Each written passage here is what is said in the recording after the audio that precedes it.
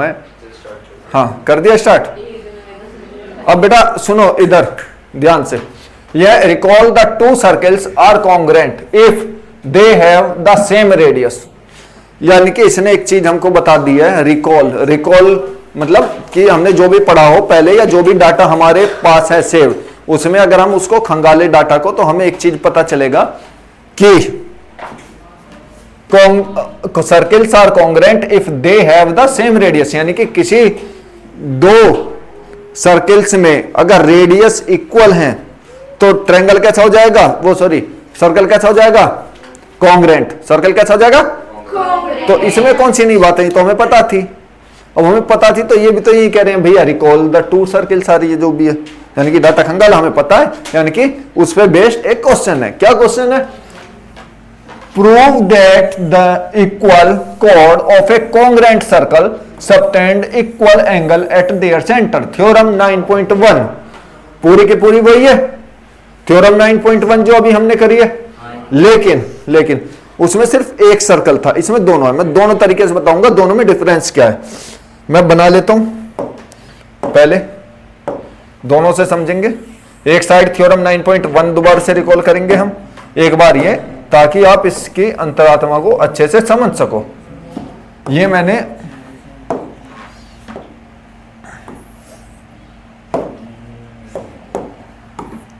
ये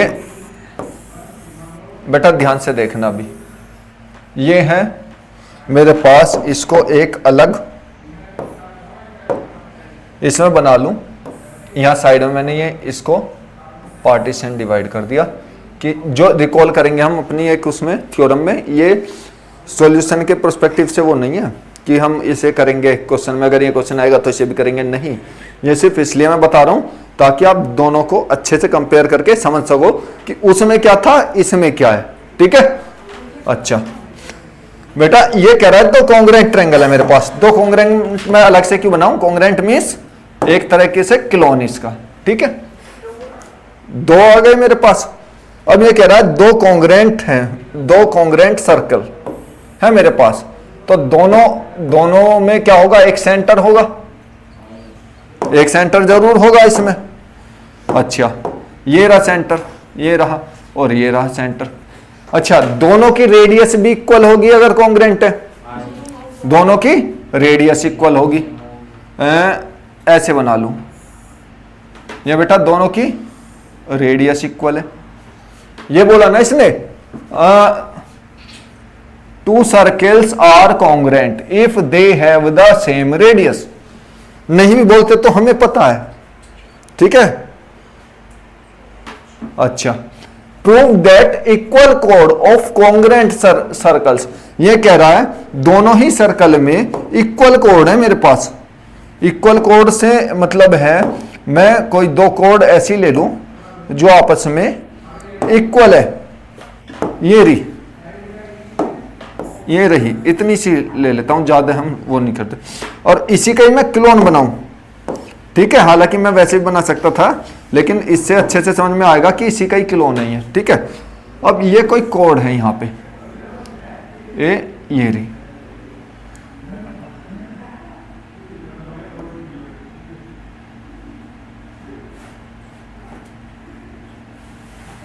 ठीक है, और एक है ये मेरे पास, कहां गई,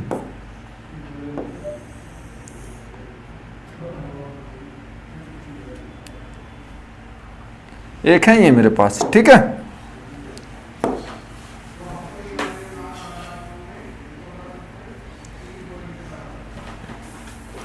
और अब मैं क्या करता हूं बेटा, ये सेंटर से रेडियस तो दोनों की इक्वल है, रेडियस तो दोनों की इक्वल है। अच्छा कोड भी दोनों की इक्वल दी हुई है, कोड भी दोनों की इक्वल दी हुई है। तो अब मैं क्या लिखूंगा, इसको लिख लेते हैं जो भी। क्या हुआ बेटा, बेटा देखिए ध्यान से, मैं नाम रख लेता हूं ओ ए बी, और यहां क्या नाम लिखा, ओ ए बी, बट यहां पे लिखा मैंने ओ डैश। क्या लिखा, इधर देखो ध्यान से। लेकिन यहां पे क्या था, यहां पे बेटा दो कोड थी, दोनों एक ही सर्कल में थी, इक्वल थी। यही था ना मेरे पास, ओ यहां पे था ए बी और यहां पे था सी डी। दोनों में क्या डिफरेंट है? बस ये कॉन्ग्रेंट सर्किल है, अलग अलग है लेकिन कोड इक्वल है। ये एक ही सर्किल में कोड इक्वल है, और जब दोनों की रेडियस इक्वल है तो क्या ही फर्क पड़ता है। ये थ्योरम बना दी, ये क्वेश्चन बना दिया। करते हैं कैसे है, क्या गिवन है इसमें? गिवन दैट, क्या गिवन है पढ़ेंगे दोबारा। Prove that the equal code of congruent triangle, यानी कि ए बी इक्वल टू दे रखा है। अरे ये भारी मिस्टेक हो गई, ए बी नहीं, क्या है इसका नाम तो अलग रखना पड़ेगा ना मेरे को। पहले आपने ध्यान नहीं दिया इसमें, चलो कोई नहीं। ये क्या है बेटा? C D, A B equal to C D, ये तो गिवन है। अच्छा फिर प्रूफ क्या करना है? T P T. क्या प्रूफ करना है हमको? कि subtend equal angle eight there centre, यानी कि ये वाले जो सेंटर है ना ये इक्वल प्रूफ करने हैं। इसमें क्या करना है? ये वाले सेंटर इक्वल प्रूफ करने हैं। तो देखो ध्यान से, ये वाले तो हमने पहले इसमें कैसे करा था, इसको देख लेते हैं। इसमें क्या चीज गिवन थी? इसमें मेरे को पता था A B equal to C D और टी पी टी। क्या प्रूफ करना है? Angle A O B equal to angle C O D. इसमें क्या प्रूफ करना है? Angle A O B equal. But इसमें एक चीज है, अगर मेरे पास सेंटर एक सर्कल एक था तो सेंटर एक ही था, ओ ओनली, इसलिए यहां पे लिख दिया मैंने ए ओ बी और सी ओ डी। लेकिन यहां पे सेंटर कैसे हैं? दो हैं, दोनों के नाम अलग रखने पड़ेंगे। ये ओ है, ओ डैश है, ठीक है। तो यहां पे एंगल ए ओ बी किस एंगल के इक्वल होना चाहिए?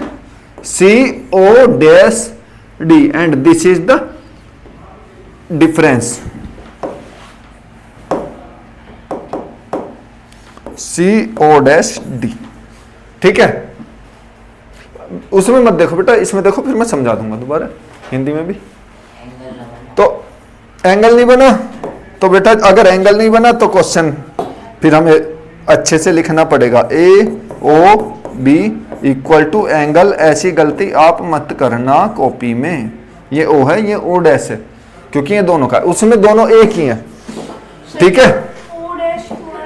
हाँ, ओ डैश क्यों आता है? सर्किल दो है बेटा, हाँ, दो जुड़वा भाई है, नाम तो अलग ही रखने पड़ते हैं ना दोनों जुड़वा भाई के भी। एक का नाम चिंटू, एक का पिंटू।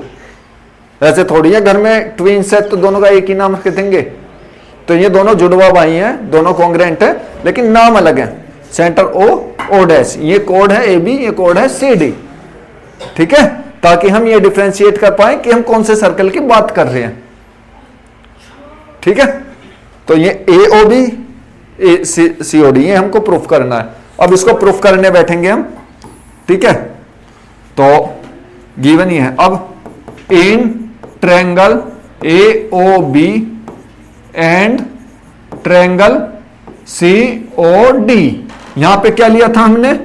इन triangle A O B and triangle C O D. यहां पे बस ओ है और यहां पे ओ डैश है, बस इतना अंतर है। इसमें बस ये पता लग रहा है ये दो जुड़वा भाई हैं, एक ओ की बात कर दी है, एक ओ डैश की। इसमें एक में ही दोनों कोड है, तो दोनों में बात करते हैं। A O equal to C O dash, नहीं ये तो प्रूफ करना है, ए बी बराबर, सॉरी दिया है ना, हाँ पहले लिख सकते हैं उसको भी, हम पहले वो लेके चल रहे हैं। और अगर आप कह रहे हो ना कि A B equal to C D, कोई फर्क नहीं पड़ता, हमें तो तीन चीज इक्वल दिखानी है, जो पहले नजर आ जाए उसको दिखा दो, ठीक है। लेकिन लॉजिकली सही होना चाहिए जो भी नजर आ रहा है। ऐसे नहीं मैंने ऐसे नजर घुमाई, पहले क्वेश्चन ही नजर आया, अब फिर मैं क्या लिखूं, तो इससे मतलब, ठीक है। अच्छा, और एक चीज बताइए, एक तो ये रेडियस हो गई, एक ये हो गई, B O equal to D O dash. दोनों में मैं क्या लिख सकता हूं? Radius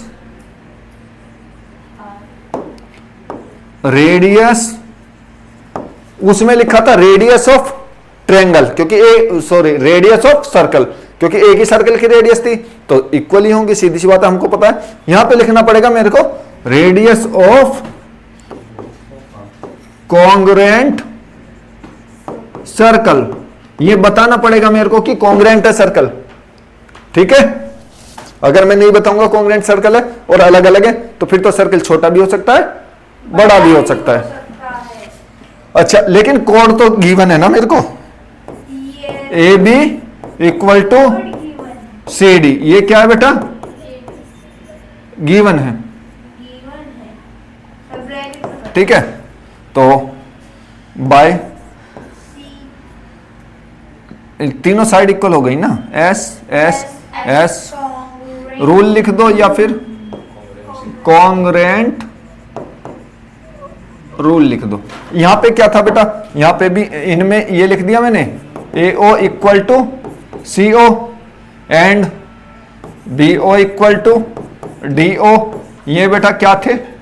radius of circle, radius of circle. ठीक है, और साथ में A B equal to C D, ये गिवन है। तो भैया ये भी क्या हो गया?